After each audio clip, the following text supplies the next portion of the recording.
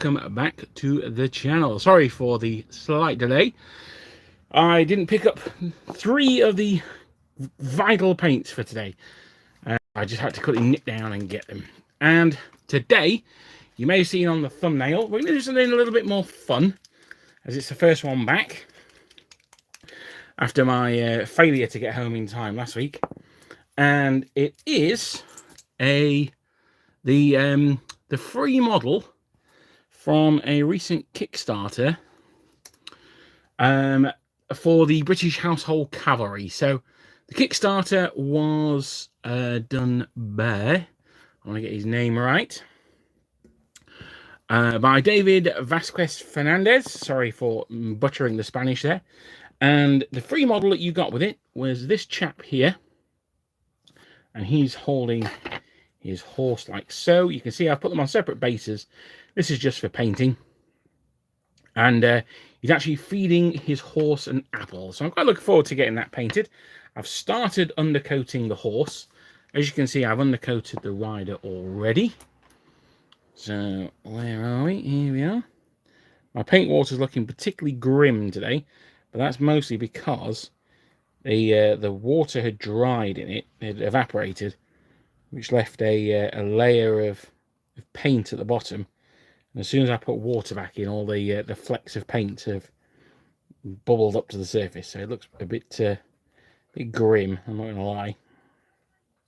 I'm just going to finish undercoating this, and then I'm going to get into the chat and say hello to all you fine folks. I know some of you were waiting patiently for me to sort my life out, so thank you very much for that. Let's finish this here. Da, da, da, da, da. Now, one of the downsides of 3D printed models, and this is not David's fault, this is just something that can happen, particularly on things like horses, is because large flat areas, the paint can just run off them. So you don't want to water it down too much. I'm just getting this in here. I've got a slightly different angle on the camera today, so I'm just trying something here. So let me move it out there, tickle him under there. Now I'm not too concerned about this. He's a British lifeguard, so his horse is going to be black anyway, so that does cover up a multitude of sins. There we go. Let me just leave some feedback for David there. He can have a happy face. Right, let's get into the chat. Gustavus Johansson, hello. Andreas, hello, hello. It's a funny looking elf. No, I'm not doing elves today. We are back to the full, back to Napoleonic times. Martin, hello. Gustavus, evening. Glamour Smashed Face, that is an excellent name. Howdy. Will Highfield, hello. And Andreas, hello again. I can say hello twice, that's no problem. Right, now, with this guy, he can be either a blue or a royal. Now, I have painted a lot of dark blue recently. I've gone back to working on my Württembergers, and I have painted plenty of Frenchmen in my time. So this chap is going to be a royal. He's going to have a scarlet tunic. One of the colours I forgot to pick from downstairs was the Basilicum grey, so that's going to be his overalls are going to be grey. But you can see here something that David's modelled on. Looks really, really nice. Let me get my blunt knife. You can see, I'm not sure if the camera's going to pick it up or not.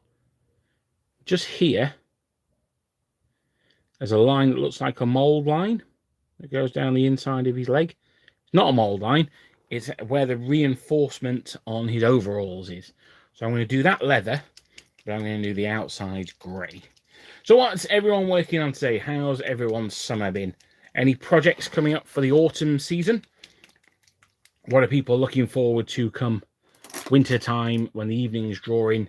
And maybe you want to spend less time outside and more time with your paints. I certainly prefer to paint in the winter than the summer. So what are people thinking of working on in the run-up to Christmas? One thing that I need to work on in the run-up to Christmas is the advent calendar. For this year, I've not. Last year I did it in like April, but I'm rather behind on it this year, so I'm going to need to sort that out, I think. So I'm going to start off with the red. Now I'm starting off with the red for 2 reasons. The first reason is it's the lowest colour, so if I get it on things like straps and things like that, it'll be easier to pick out later. And the other reason is because it's the block colour, it's the largest colour of his tunic, he's going to look the most done. I'm hoping that we can get this model probably 80% finished by 7 o'clock, and we're going to run for about an hour today. So let's see how we get on. I've super glued him to the base, but I've only put a very small amount of super glue on, so he should pop straight off, and then I can put him on the horse. You see here is his sheathed saber. You'll notice he's got no end of his scabbard here, and that's broken off there. Now, I use the pre-supported files for this. I always use pre-supported where that's an option. And I have to say, David, they were very, very well supported. There was certainly no problems with them not being enough supported. I would suggest they were a little over supported, and by that I mean that the actual supports were thicker than this scabbard here. So when I was trying to take him out, it was almost impossible not to snap the saber off. So I'm going to have to dig that out and glue it back on at a later day. I saved all the bits, so I managed to fish it out, so it's not too bad. But it's that's just something maybe for next time. I'm always complaining, I know I am. But this is an absolutely fantastic set of models. Really, really nice. The Kickstarter's finished. I'm not sure if he's released the files to the general public yet. I think he has. But I'm not 100% sure. But if you haven't got them, then I can highly recommend picking them up because they are absolutely gorgeous. Now, this guy, as I say, he's free. So if you've got yourself a printer and you don't have the Kickstarter, you can still log on to the Kickstarter page and download this chappie. He's actually going to end up being on a command base, which is why the horse is on that ginormous base.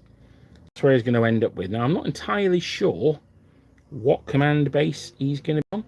He might be on the Duke of Wellington's command base, or he might be on a Ponsonby command base. I haven't decided yet, but we'll see. We'll see what poses we've got those guys in. So Nick Hinley, you are painting 30 sprues of epic Napoleonics. There, I can imagine you are, sir. That's a lot of guys. So how's that going? You finding it okay? Is that for yourself, or is that for a project that you've got coming on? Because that is a lot of Prussians, a lot of French, and yeah. Finish off my Anglo-Saxons. There's some nappy Highlanders. They scare me. Oh no, they're okay. The Highlanders are not as scary as you might think. I've got to bring a palette up. So, as always, I am super well prepared. By which I mean not very. Just bear with me a second. Been doing a lot of terrain. Okay, Martin, what terrain have you been working on? I always want to do more terrain, and I never get around to doing it because it's very time intensive. I commissioned my brother to do me some terrain, which is coming towards the end of that time, so I'm looking forward to getting hold of that. Currently working on some 20-pound unicorn guns. Oh, very nice. Well, I hope you've seen the battle report and the power of the Russian artillery. Although, as always, I use the artillery very, very poorly. Napoleon would be appalled with my my lack of skilled use of artillery. I feel that he would shout at me a lot. So I'm just going through here. Now, this part here is the lace that we talked about when I reviewed the Victrix British Heavy Cavalry. So we know that's going to be yellow, but I am just going to paint in there at the moment. That just means that if we miss any parts with the yellow, at least it'll just blend in with the jacket. So that's not necessarily the end of the world. Now, the facings for the Household Cavalry are a very helpful black. So that will also cover a multitude of sins. Let me just try and find a way and get my brush in there. There we are.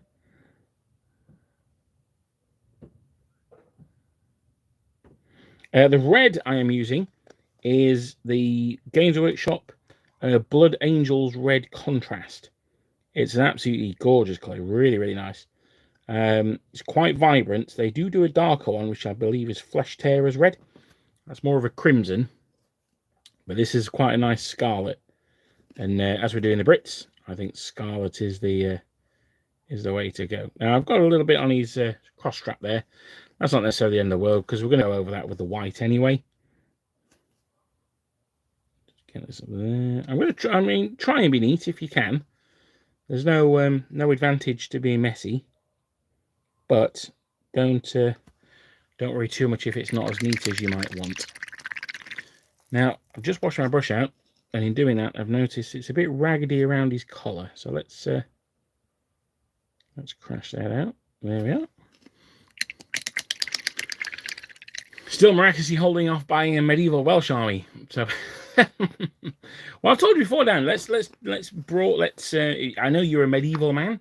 Let's get some more medievals going on. I'm down to clown. I know that's not really helping you, is it? I'm supposed to be dissuading you, but yeah, there you go. They offer a Waterloo refight in a couple of weeks. Oh right, Oh right, yes, okay. Oh, fantastic. I thought I had everything, but found a core or two I'd missed. Oh, an entire core, blimey. Oh, that's fantastic. That's really good. Is this the one that's in... Is it in Cambridge? Is it, Nick? Apologies. I've had my head all over the place this summer. I've not really been able to focus on much. To be honest, I only remembered it was the Warlord Open Day about 4 days before it actually happened. So... No, that's not quite true. It was about a week, maybe 10 days. Before it was on, which is very good. I know. Did anyone else here on the chat go to the Warlord Open Day? I know I met one guy there who knew me from the channel. There we go. So I've just done these gauntlets there, these gloves. What medieval rule set would you use? Hail Caesar. You seem to be the Warlord side. I do have Hail Caesar actually. I mean, to be honest, I guess it'd be up to Dan. It would be his barbecue. I might suggest that we try. Great encouragement. Do you want to add anything to the order? I might suggest that we look at Saga. Actually, that's a sort of a large skirmish, and it's a game that they play at Adepticon, and I really need to broaden out the games that I'm going to take to Adepticon. So I might suggest to Dan that we try Saga. I'll need to buy the rules first, though. So we'll see how that goes. We've got a few newbies coming on, which will go, oh, that's really good news. Yeah, that's fantastic. That's these large events are always good for getting the new people involved. That's what we like to see. So I'm going on with the horse here. What I'm going to do is I'm going to paint the whole horse and the furniture. Well, I say the furniture, the reins. I'm going to do them all with Black Legion, which is the blacker than the blackest black. That is the blacker of the Games Workshop contrasts. The reason being, I much prefer that he's a chunky boy. He looks like a cow. The reason being that the Black Templar, which is the other one, I like that for not natural objects. So, for instance, if I'm painting an Imperial Guardsman's lasgun, and I want it to have a black stock, then I'll use Black Templar, because that's like plastic or, you know, painted metal or whatever. But if something's natural, I prefer the Black Legion, because it tends to be slightly bluer as a black, which means that you get a little bit more... well, it's weird. It looks slightly blue, but it gives you a little bit more warmth, so it makes something feel natural or alive in a way that the Black Templar I don't think does. Now, what I'm going to do is I'm going to do the whole horse black, apart from probably one of his legs. I might give him a sock or a stocking. I may go back in and do a blaze on the head, but as we're just blocking in the colours, I'm just going to do everything black. And then we can come back in with the white later and just tidy up. There we go. Again, really nice horse, this one from David. As I say, he's a little bit thick in the chest here. This guy has not skipped front leg day, that is for sure. But, you know, I don't necessarily mind that. I mean, if you don't like it, again, it's not necessarily in the world because the rider who's feeding the horse is going to be in front of him anyway. So he's going to be obscuring most of that. But he's very nice. No, he's really good. The furniture's nice as well. It's even got the buckles on the straps, which I won't be painting, but I know people who do, and it's certainly worth the effort. The other thing that's really nice, but you get this with a lot of printed models. I've not seen it done as well as David does it, is, say, the reins here. If this were a Perry model, or if it were plastic, you'd have a solid rein here. You could either cut it out, drill it out, or leave it, which is what I tend to do. But on David's models, that is, you can actually get your brush in between the two. That is a gap, which is obviously what it would be like on a real horse. So that's really good to see. Some great detail by David there, and some really good sculpting and modeling, really making the most of the medium there. So see, I can be positive. I can praise as well. I worry that I'm a bit mean about his sculpting, and it's not because he's crap. It's quite the opposite. He's very, very good, and I want him to be the absolute best, as well as Lucas as well, of course.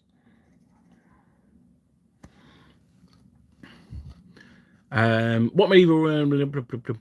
Yes, that is the one. The one in Cambridge. Oh, fantastic. Okay, what's the date on that again, Nick? Just to help myself out and my little brainness, and anyone else who might be interested. Do you want to pop that in the chat?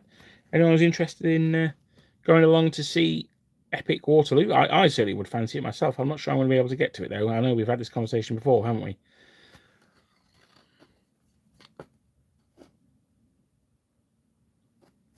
How the hell can people reach so far and cut out their range? Yeah, I know. People do.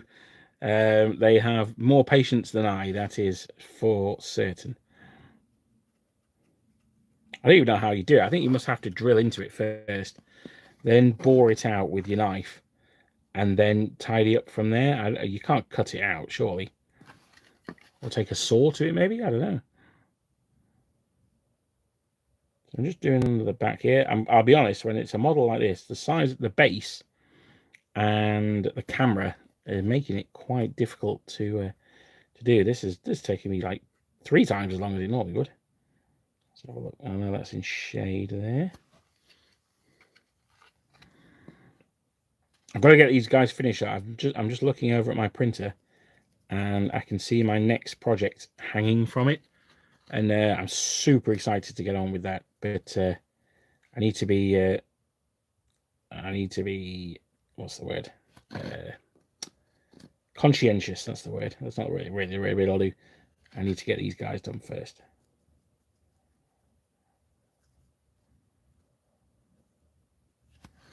Let's get it down there. Then we've just got the hind quarters to do. Back up here.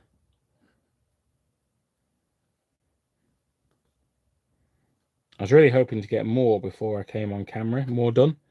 But as it was, of course, I didn't even get them undercoated, let alone anything else.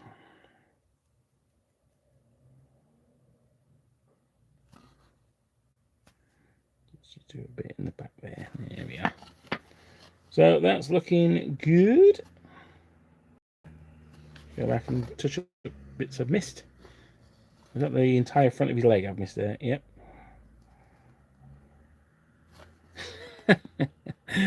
Oh my lord, I don't know how I do it. Or when you paint, like, I've had it before, I don't know if you guys have had this. You'll have like a stick of models or a sprue of models, and you'll paint, there's 10 models on there. You'll paint 9 of them, you'll paint both of their shoes. One of them you'll just miss a shoe, and it won't be one on the end, it'll be like a middle one. That's that just me. That's really annoying. So the weekend of Saturday the 30th and Sunday the 2nd. That's right. I couldn't come because we are Lord of the Rings doubling that weekend. I knew there was a reason.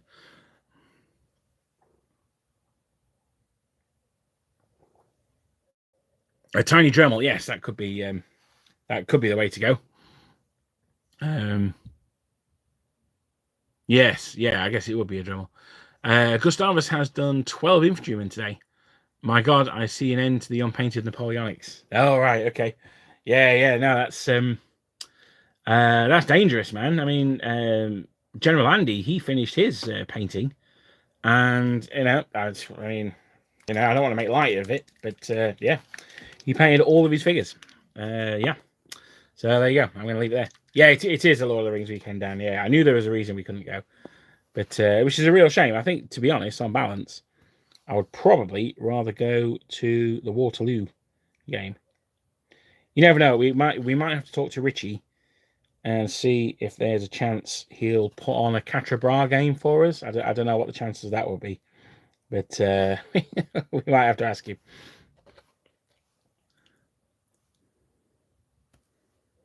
Oh, I keep noticing bits of mist.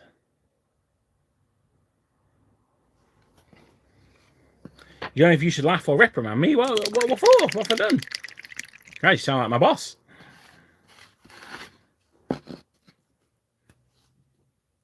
So I'm just going to do the strap down this side as well. Yeah. Now, I have to say, it's been a long time since I painted a lifeguard, or any British cavalry, actually. So the saddle, furniture, etc., I'm going a little bit off my memory. It's possible to have an end of unpainted. No, I don't think it is, Clive. I'm glad you're here, Clive, because I am going off memory. If anyone knows anything at all about the household cavalry, I know it's you. So hasn't been long since Dan's painted British. Yeah, that's what it is, you see. If I can't beat them, I may as well join them. So it's time for me to get the household cavalry this time. Now Dan's had a taste of what it's like to be the French. He can go up against them next time.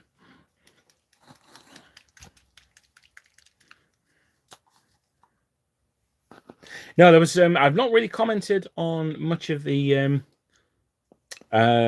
feedback from the battle report for you guys who've seen it, and apologies for that. I've just been super crazy busy, and the main reason I've not replied very much is there's some really, really good feedback and some really good points in there. Things about how we might want to construct different scenarios, on how we might want to use special rules, things like that.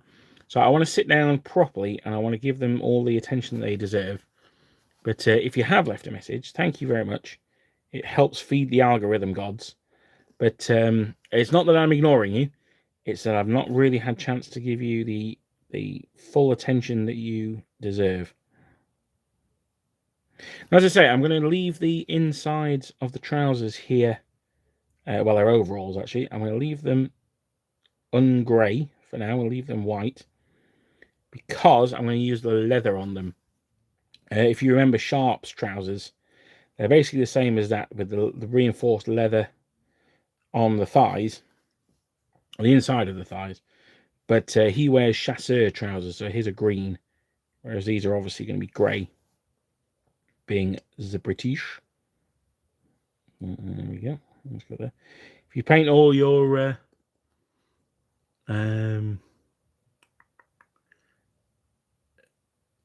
you might as well ask will the sun rise tomorrow when it comes to Richie and Quatre Bras. Yeah, absolutely. Yeah.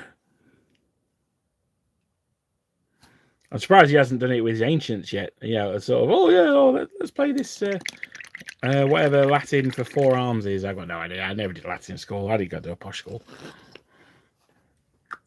So there we go. Now I think I've potentially done his trousers a little bit dark there. So in the future I might go back in and just lighten them up a little bit.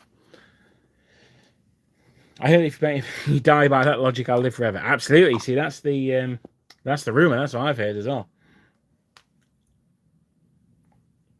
Oh, trust me, I still have loads of unpainted Warhammer, AOS, 40k, some late medieval, and a ton of bolt action. Okay, well, fair enough then. Fair enough. That'll keep you going. Damn, my entire Napoleonic collection is painted. Good Lord alive.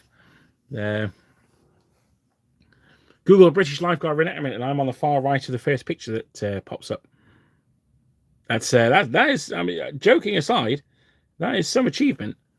That's not nothing to be sniffed at. That's very cool. Right, now I'm going to try and get this paintbrush in here as well as my head, and I'm going to try and get this tiny bit of lace done. There we are. And then poking out the top here as well. I really like the yellow against the red. It really really helps him pop. The British heavy dragoons are amongst my favourite looking units out there. I really do like them. I think they're just the combination of different colours in their uniform, the vibrancy of it, I think is really nice. I may have to Google that actually, Clive, to find out what the hell colours I'm supposed to be painting. What I'm supposed to be painting everything. Right, so that one's that is done there. While that dries, this is quite good because I'm being able to switch between the man and the mount, which means that this stuff's drying. I can be cracking on with something else. Let me see. That's the brush I'm after. And I'm going to pop him over there. I'm going to grab the horse and we'll do the saddle now.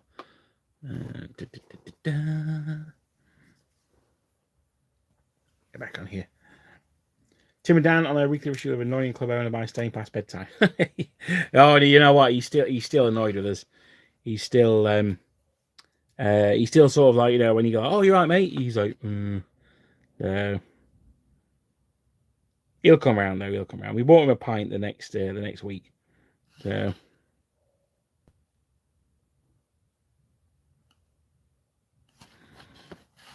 Well, I say I offered to buy him a pint, but he only wanted a half. So I was like, okay, well, fair enough. Maybe he's only half forgiven us, or maybe he's only forgiven Dan. I don't know.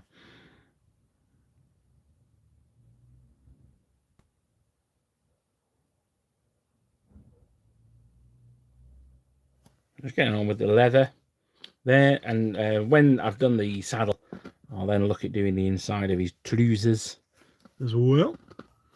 If your whole collection is finished, that's just an excuse to hop onto one of the obscure theatres. I'm staring at a desk full of sepoys right now. Yeah, that's what I'm talking about. Oh, India. Oh, I'd love to do India. Really would. It's yeah, no, yeah. What can I say? Egypt and India, I'd love to do both of those. Egypt's, you know, very slowly getting there. I've not done anything on Egypt for a while, but India would be fantastic. In fact, I was started on the train to the Warlord Games Open Day. I started reading Sharpe's Tiger again for the third time. I think I've read it twice all the way through.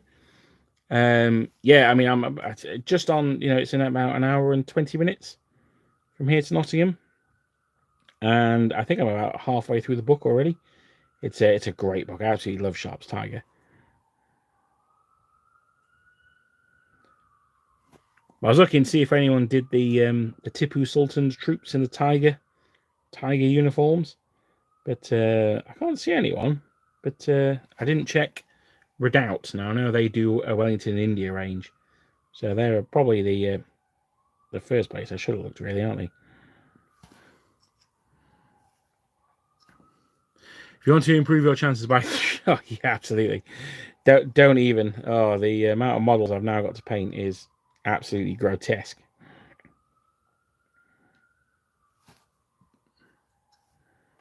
So let's get up here, down there. Really good.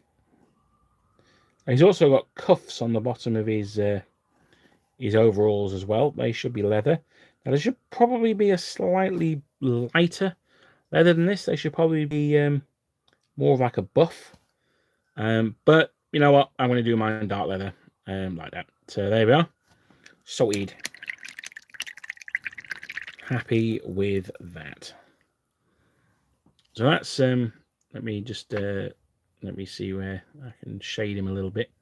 Now I'm trying to get the light not to be shining. You can sort of see it on the inside of his leg there. The difference between the brown and the grey. The grey is a little bit too dark though, so I think I'm going to need to lighten that up at some point.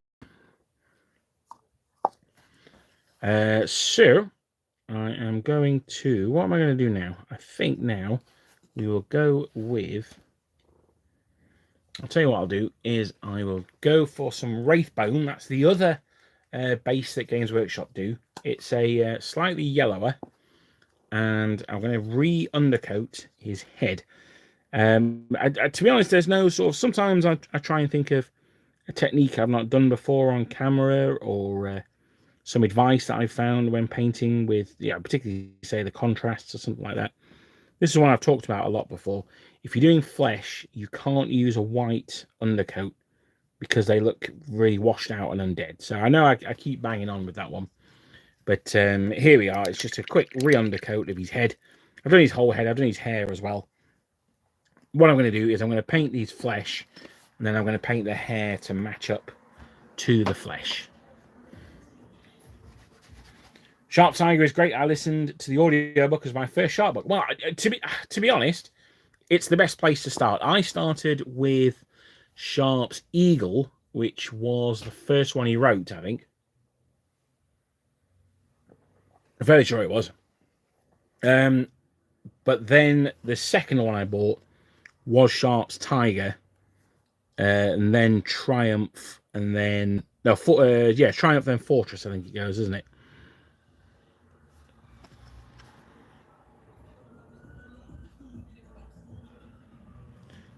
Oh dear, we've got rap music and police sirens going on. I don't know what's going around here today. Welcome to the UK. Right, now I'm just doing the apple that this guy is holding. It's quite nice. I've decided to go with a green apple, because he's wearing red. Were I doing a blue, then I would have given him a red apple. But because he is wearing a red tunic, I thought I'd do the apple green, and just gives a little bit of contrast to it looks a little bit like he's feeding him a grenade, actually, but I'm sure he's not. Imrahil von Dol Amroth, hello. Deep Red, also hello. Major Clanger, greetings. Paintalong from Huddersfield. Ooh, very nice. War of the Ring. War of the Ring. Yes. You see how my head's normally at. Wars of the Roses, Perry / front rank. Oh, nice. Richard of Gloucester. I've got a huge front rank Wars of the Roses army, because I went to my friendly local gaming store, Wargames Emporium, and they had the regimental bags for £10. I bought so many, it's not even true. Deep Red. Let's have a look if I can scroll back up. Is there a company that makes 28mm Crimean War figures? What nation you after, Deep Red? Warlord Games do British in... They do British in metal. They do Russian line infantry in plastic. They do Russian artillery in metal. I am 80% sure that was accurate information. Also, you might want to look at North Star. They do a Crimean War range. And the Foundry, Wargames Foundry, they do Crimean War as well. Yeah, that's they're the ones I know. Possibly Redoubt, maybe. Don't quote me on that one though. I think those are probably your best bets.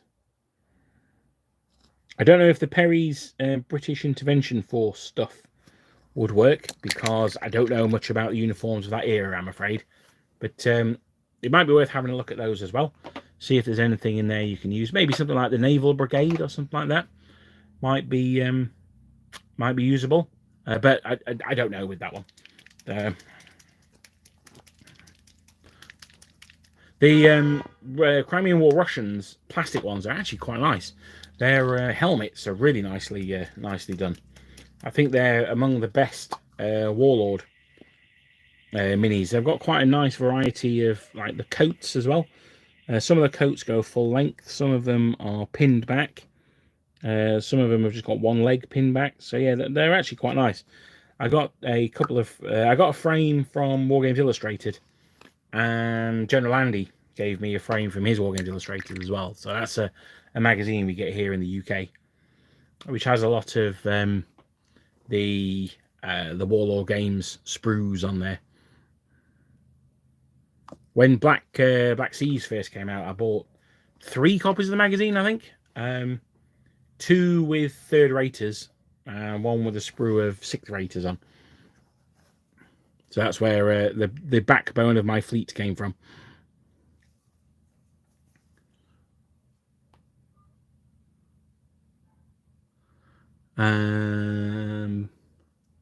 If anyone needs basic Vallejo paints, Warlord have their Napoleonic set going for £10 per pack. Oh yeah, that's not bad at all, is it? Yeah, no, that's a good deal.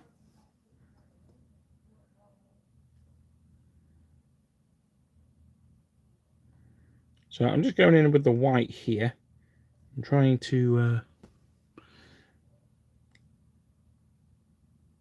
go back over the strap. Now I'm obviously being quite cautious here. I don't want to get any of this on the red if I can potentially avoid it.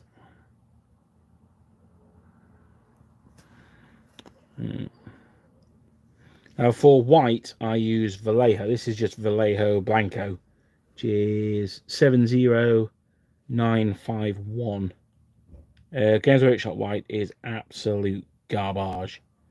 It's unusable. It's a void like the plague. Now I'm no Games Workshop paint hater, or basically all of my other non-specific paints are Games Workshop. So, you know, you can't say that I'm not that I'm just oh, you're just a hater, man. I'm really not. But their white is absolutely atrocious.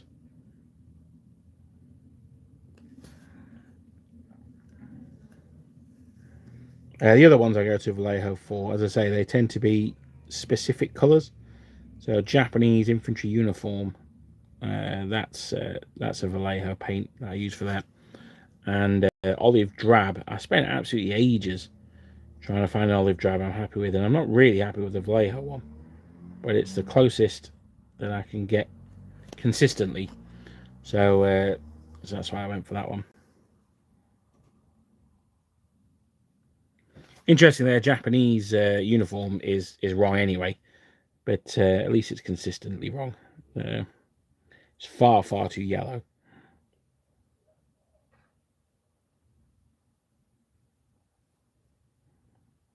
So I'm just doing his gauntlets here. We've got his helmet there as well. There's a lot more detail on these gauntlets than I'm painting. There are sort of creases going from the wrist around to the top of the gauntlet. I'm really not doing David sculpting justice here, I'm afraid. But one thing that would look really nice on is if you scale this model up to, say, a 40mm, or you could probably even get away with like 56mm. That would look really nice.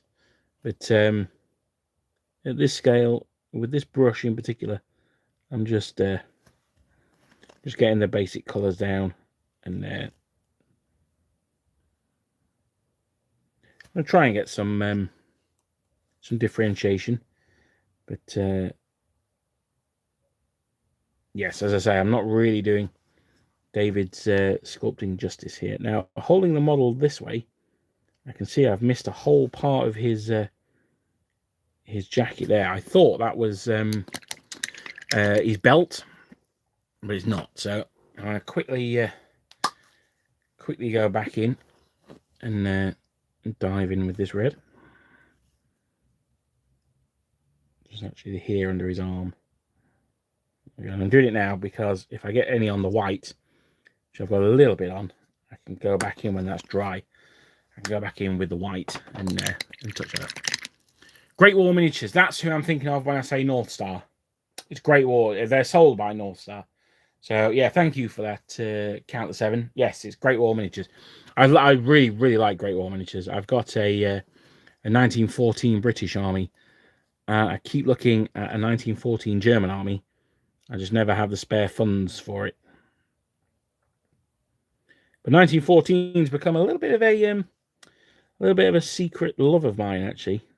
If I, when people say if you had infinite money, what table would you like to have?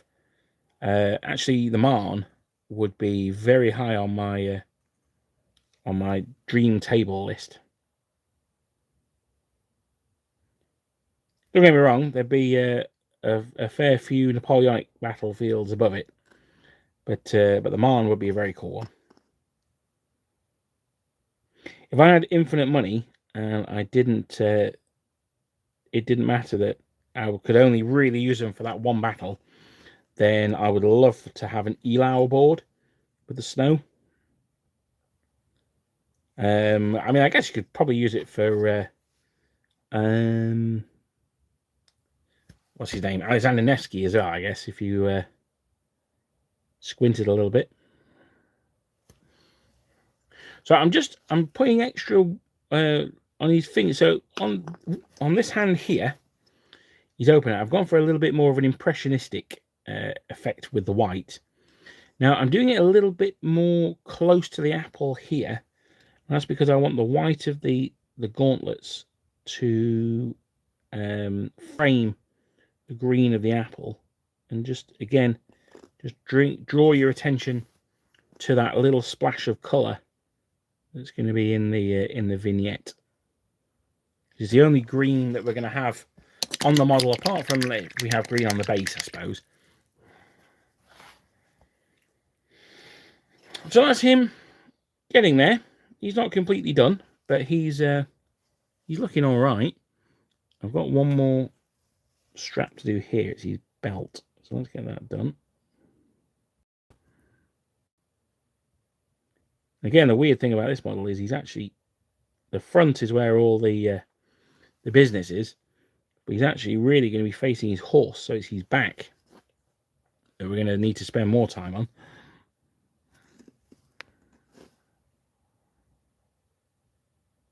He's got his water bottle, his canteen strap there. Hello. Oh, we said catch a bra 3 times and summoned Richie. I guess it should be 4 times, really, shouldn't it? I suppose that would be more thematic.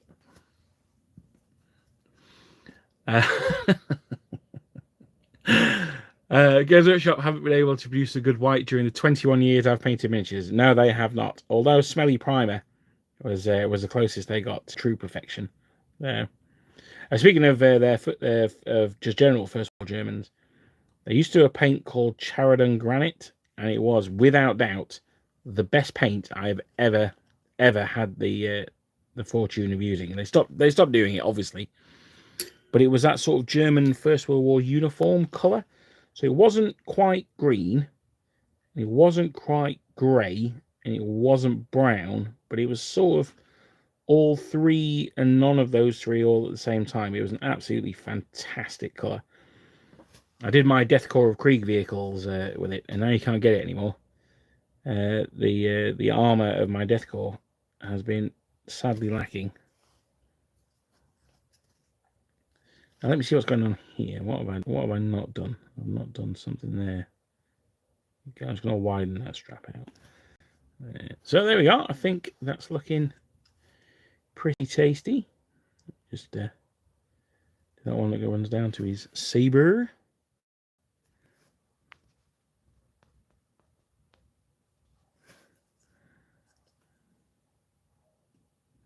Yeah, I've also noticed there's a little bit of jacket under there I've not done, but I think I'm going to hide that with just so it's part of the straps.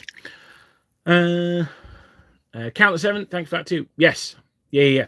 Definitely check those out. Those are the ones I meant when I said North Star.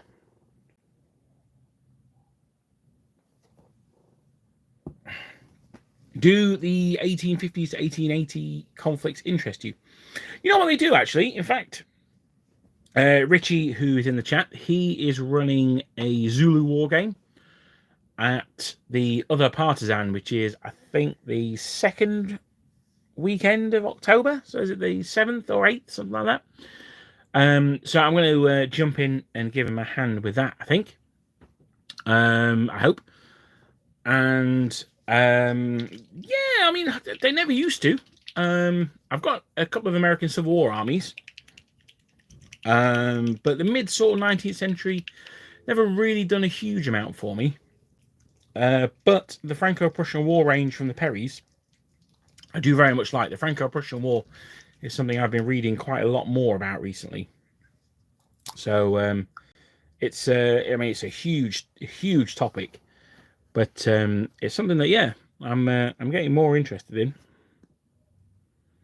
The Perrys did was it the War of the Triple Alliance or something in South America? That's that's not my bag, baby. But I hear a lot of people really enjoy it. But yeah, not so much that. But oh, even like the Carlist War is quite interesting. But no, for 19th century, I think I'm going to stick to maybe looking at some Franco-Prussian War stuff.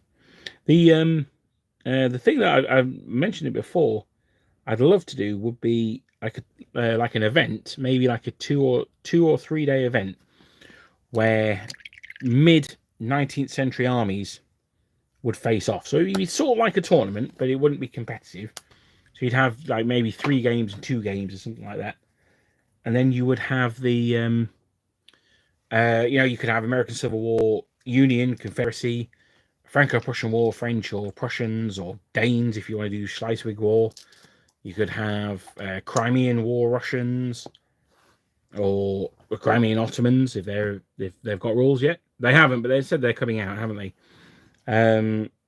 You know what? You could even throw in the samurai in there. Let's have some Satsuma rebellion action going on.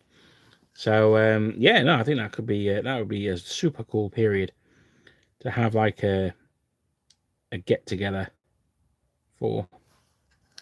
Now I'm just looking here. I'm not really sure where his hair is. I normally do hair like this black, but I'm going to do his a very dark brown. The reason I'm doing it brown is because his horse is black. So I don't want his hair to be the same color as the horse, because he's going to be stood in front of the horse, and then his hair is just gonna sort of feed into the horse. Now I've missed a bit of flesh there, so that's okay. I can come back to that. I'll do the top of his head there, and then we go down here to his mutton chops. There we are. Very good. You're looking very dashing with those mutton chops. These are I should say, you certainly won't be able to see this on my crappy camera, so apologies for that. But these mutton chops are modelled on. Again, really nice sculpting work from David there. I regret selling my Forge World Death Corps. I had 80 plus models of them.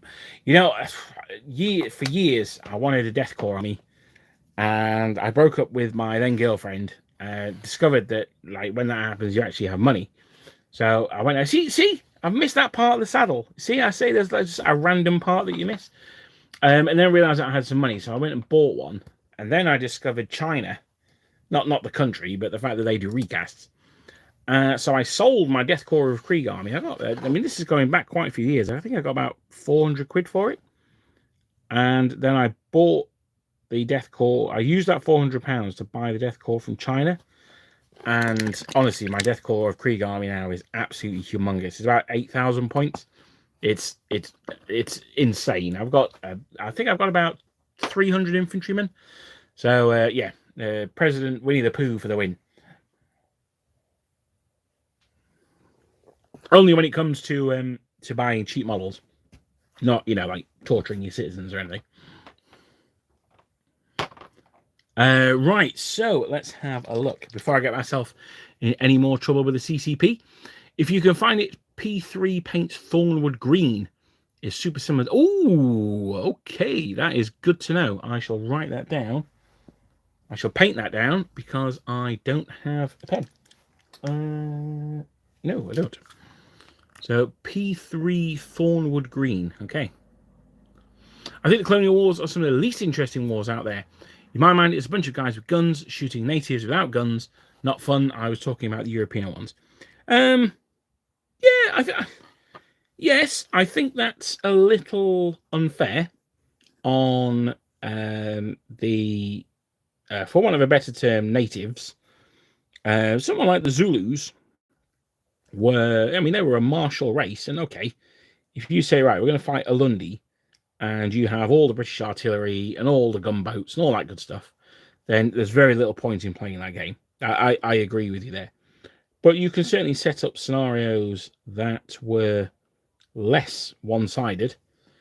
When you look at something like the Mardist Revolt, very, very interesting. Sort of almost proto Lawrence. You've got, well-trained regulars, although the Ottomans were probably not that well-trained, against, light irregulars. The Mardist Revolt, again, I don't know a huge amount about the Mardist Revolt, but I find it quite interesting. But yeah, the European wars are interesting as well, don't get me wrong. I think taken as a period as a whole, though, I just quite like the idea. Something else I'd like to do as well is, I know the Perrys did a large game of this recently with the Battle of Reading, would be a Prussian invasion of the UK. I think that would be very cool, because then you get to use the home service helmets for the British, which have got, they're sort of like Pickelhaubes, but not, and they're super cool. So parts of me would want to do it just so we could use those. There is a new manufacturer here in Bavaria producing 1870 Bavaria models. Imrahil, you are a naughty man. You are a very, very naughty man, because you are making me feel bad, because I've put back their Kickstarter and got all the got all the files for them. Yes, there is. That I can't remember the name of the company. I think they might be called Bavaria Miniatures, actually. But their Kickstarter was the Roaring Lions, and they are again gorgeous, gorgeous models. Definitely up to the level of the top STL producers these days. Yeah, really nice. I did actually back their Kickstarter.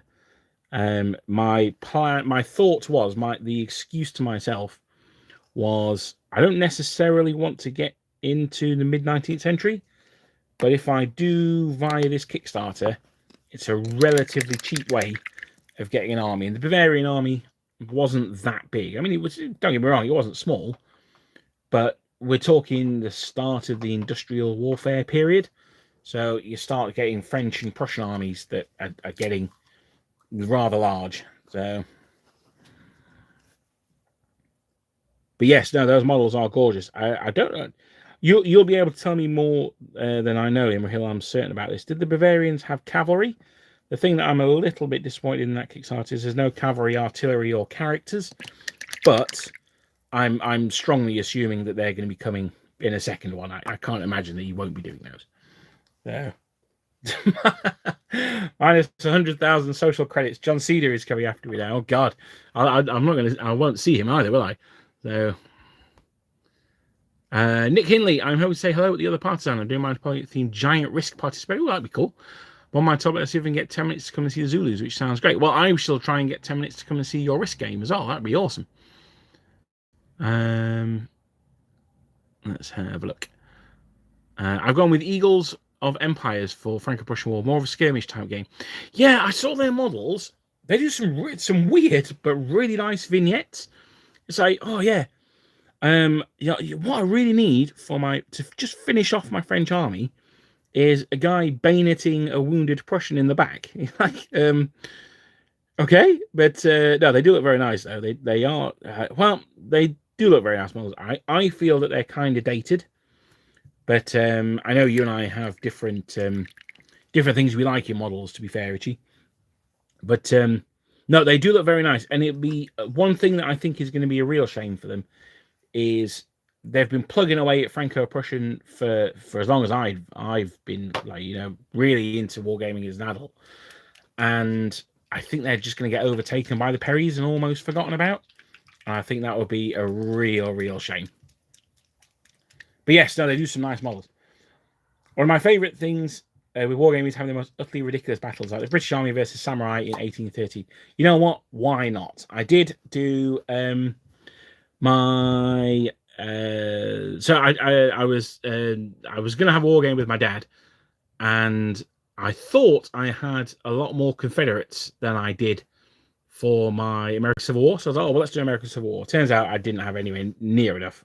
I had like a battalion of Confederates. So in the end, I dug out my Samurai, and we had the Satsuma Rebellion as told by the Last Samurai, which isn't particularly historically accurate. But that was good fun. He was the thing that was surprising, actually, is how good the modern infantry were in close combat. And to be honest, I mean, again, as much as we like the idea of the Last Samurai going in, you'll probably find that a battalion of guys with, muskets and bayonets would probably, particularly like breech loading muskets or breech loading rifles, would just, even in close combat, probably be better than the samurai. You're effectively got a spear that you can shoot with, haven't you? So just doing the grey on this roll here, blanket roll. Now, I'm not sure what colour this one at the front's going to be, but guess what? Mine's going to be grey as well. When you've got a hammer, everything looks like a nail. When I've got the grey paint open, everything looks like it's going to be grey. There you go. If it shouldn't be grey, this guy has got his off a French dragoon that he's managed to acquire. I don't know, he's in the household cavalry, so I don't know how he would have managed to acquire it. He said he didn't get it in the peninsula, did he? Oh, I don't know, maybe he did. Maybe he got it in Victoria.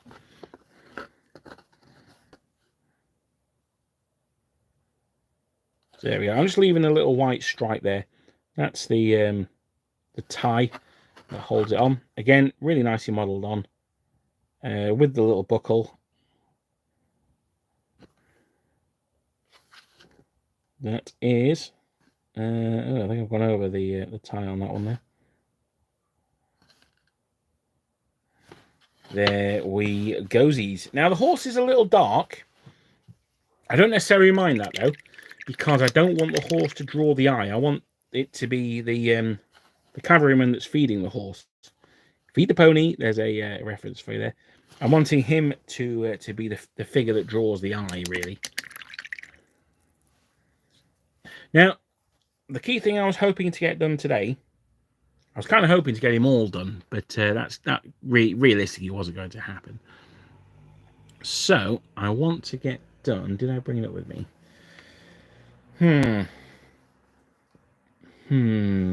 He said. Now he's got like a sash on, and the sash should be red and yellow. So let's get that done.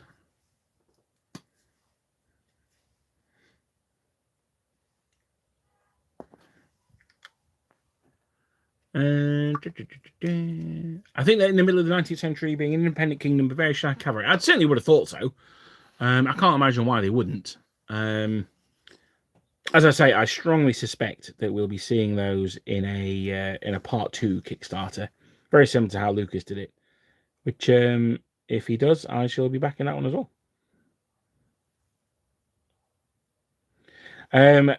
I'd like to take the piss out of Lucas for this, but I can't really. His next Kickstarter, which is going to be ridiculously successful, I know it is going to be 1809, and he is releasing it on the 18th of the 9th, 18th of September. So keep an eye out for that. Now, the reason I'd like to mock him for that is because obviously that's like, it's the 1809, so I'm going to do it 1809.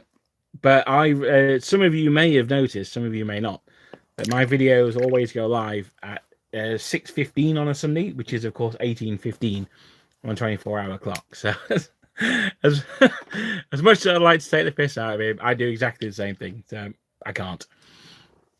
The Boshin War was an incredible period for the mid-19th century. Old-style samurai fighting alongside European-style uniformed and musket-armed infantry makes for a fantastic-looking display.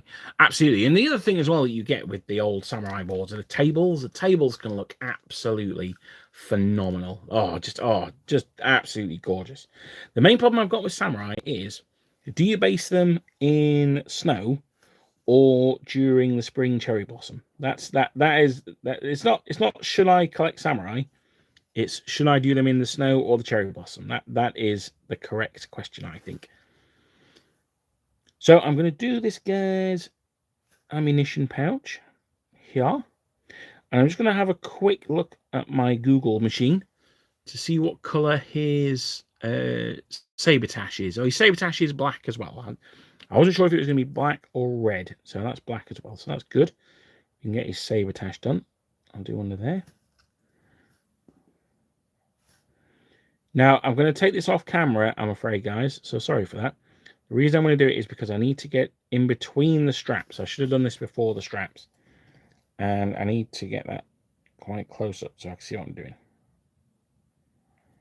I don't want the camera to get in the way of the brush. So there we go. So I've got that in there. You know what? I'm just going to fill all that in with black as well.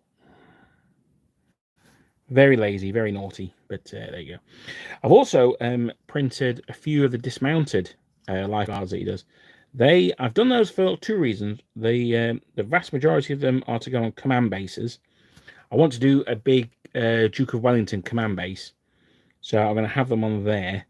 But the other thing is I want to take one of them, and he is going to be in my Silver Bayonet crew, because with it being Halloween at the end of the month, I'm hoping to get a Silver Bayonet game in.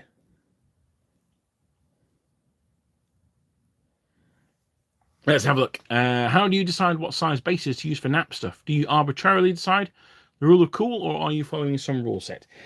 A little bit of both, to be honest. Some rule sets, particularly older ones, will give you a specific measurement that you should use. And one very common one for 28mm figures is a frontage of 15mm. So if you've got two models on a wide on a base, then your base should be 30mm wide. And if you've got three wide on a base, then it should be 45mm wide. That's a little less common these days. It tends to be 20mm now, so you can. So it's basically the same size as the old Games Workshop bases. That's what I use, and I do usually a 40mm square base, so an old monster base, like an ogre base or something like that, or a troll. And I can put 2x2 on there. And that's normally what I use. Some rules it makes a big deal. Some rules don't. I think at the end of the day, you can usually use what you want unless the measurements are based on the frontage. So if you're playing, what's the name of the rules? The guy who did L'Art de la Guerre, he wrote some Napoleonic rules. Bataille d'Empire, is it, or something like that? If you're using those, then you'll need to do the frontages that he suggests, because that's the basic measurement for the whole game, basically. But usually you can kind of make it up. Usually you don't have to be super prescribed about what base size you use. So I'm going to quickly knock him off there. I'm going to have to knock it on the head in the next 3 or 4 minutes, I'm afraid, chaps. But I've taken him off there because I think he's done enough that we can get him on the base with the horse, and we can look at finish him off when he's on the base. So there we are. We'll move him around there. Am I on camera? I am just. Now I'm going to have him patting the horse's head and the apple pulled out to the side a little bit. And again, this is just to allow you to maximize to see the apple. It's just going to draw the eye a little bit. So there we go. Just pushing him down there. Now he's not finished. He's still got quite a bit to do. The saddle cloth needs doing. That needs to be a sort of mid blue. His canteen needs doing. That needs to be a light blue. And his saber needs repairing and then painting. The buttons down the side of his overalls need doing as well. But I think, for what, an hour's painting, I think that's pretty good. So you see there, I've missed a whole huge patch under the horse's head. So let's get that done now.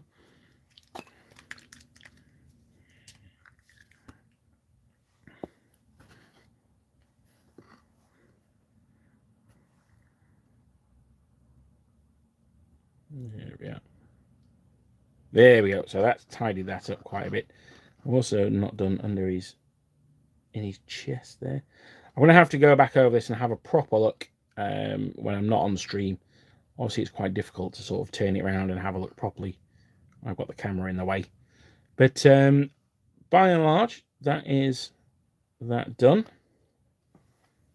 Also, weirdly, when the black is wet, it reflects light, and you can't see what's white and what isn't sometimes.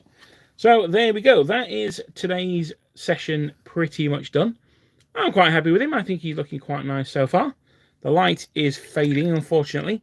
Let me move the camera get a bit of an image. I need to get a Lazy Susan, really, don't I?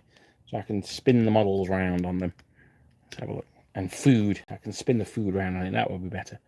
So there we go. That's him feeding his horsey-o. I'm going to quickly look over the comments before I go. So I've done Vincent. Yep. So it tends to be a bit of both on that one. Happy second day of the Battle of Baltimore. Well, it was less happy than the first day for us Brits. Hopefully he doesn't Archduke Charles with banner for centre. Oh yeah, now you're talking. So everyone spam Lucas and get him to do Archduke Charles with a flag. Inspired by Lucas and his 89 release date, actually released by upcoming model planes, 11th September. Absolutely, I love it. I could be. That's fine, Andreas. Don't worry about it. What regiment is he? He is supposed to be a royal, but I guess, well, with that lace down the front, I suppose he's a heavy dragoon, isn't he? So I don't really know. What's everyone working on? I've got some Nat Bavarians and Berg boys on the desk. Oh God, yeah. We're not talking about Berg as well. I've got tons of those. What is it? The Hestarmstadt. That's what I've got on my my desk downstairs. But that's it for today. Thank you very much, chaps. I am going to have to rock and roll. But yeah, no, I think he's looking pretty good. Yeah, I'm pleased with him. I think, again, he's not necessarily going to be the focus of the base. Look where I've put him. He's off to one side. So if I have maybe 2 commanders here, and then another guy here, maybe a mounted picket, then that could work nicely. Or maybe even a tree coming up, where we are, a tree just coming up there, just to balance out the model a little bit. I might do a video on vignettes and balancing them and things like that at a later date. But I just want to say thank you very much for joining me today, guys. I'm knocking it on the head there. It's been nice to get back in the saddle. It's a lot cooler today than it was last week, and the traffic was a lot less as well. I couldn't believe how crazy it was. First day for the kids back at school here in the UK, and it was absolute bedlam. Oh, it was awful. But that's in the past. That's forgotten about. So thank you very much for joining me, and I shall see you guys next time.